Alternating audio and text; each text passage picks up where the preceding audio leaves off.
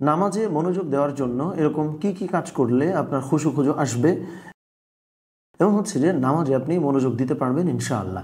প্রথমত যদি আমরা নামাজে খুশু পেতে চাই তাহলে এক নম্বরে যেটা আমাদেরকে করতে হবে, আমি যখন নামাজ আদায় করছি, নামাজে যে তাসবিহ তাহলিলগুলো পড়ছি, যে সূরাগুলো আমি পাঠ করছি, প্রত্যেকটা বিষয়ের অর্থটা আমাকে গভীরভাবে জানতে হবে। অন্যথা যেটা হয়, খুব সিম্পল একটা বিষয় যে আমি আপনার একটা বই দিলাম, এই বইটা পড়ে কখন আপনি মজা পাবেন? যখন বইটা বুঝবেন।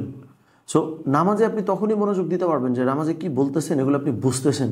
না বুঝে বললে আপনি কিন্তু নামাজে ওই মজাটা পাবেন না। এটা হচ্ছে আমরা এক নম্বরে যেটা এটা বললাম।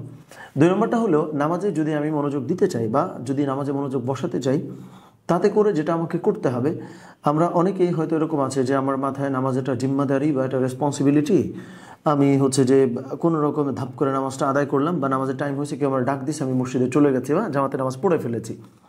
সো তাতে করে যেটা হয়, নামাজের আগ মুহূর্তে ওই যে অজু করলেন, তার আগে আজান শুনলেন, এই যে প্রিপারেশনটা, এই প্রিপারেশনটা মূলত নামাজে মনোযোগ দেওয়ার জন্যেই আপনাকে কি করে, প্রিপেয়ার করে। সো এই যে নামাজে আপনি মনোযোগ দেওয়ানোর জন্য প্রিপেয়ার করছেন, এইটা আপনি তখনই করতে পারবেন যখন আপনি অস্থিরতার সঙ্গে নামাজের দিকে যাবেন না। সো এটা আমরা বলেছি 2 নম্বরটা।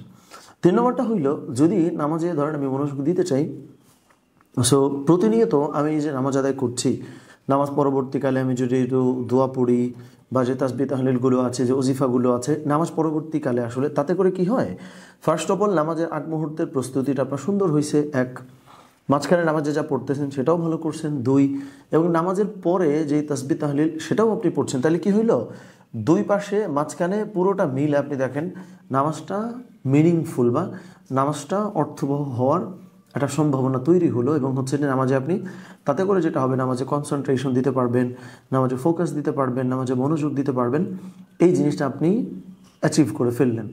সো আল্লাহ সুবহানাহু ওয়া তাআলা আমাদের সকলকে নামাজে মনোযোগ দিয়ে নামাজ আদায় করবার, যেই নামাজ আমার জীবনকে চেঞ্জ করে ফেলতে পারে, এই তৌফিক দান করেন। আমিন। আসসালামু আলাইকুম ওয়া রাহমাতুল্লাহ।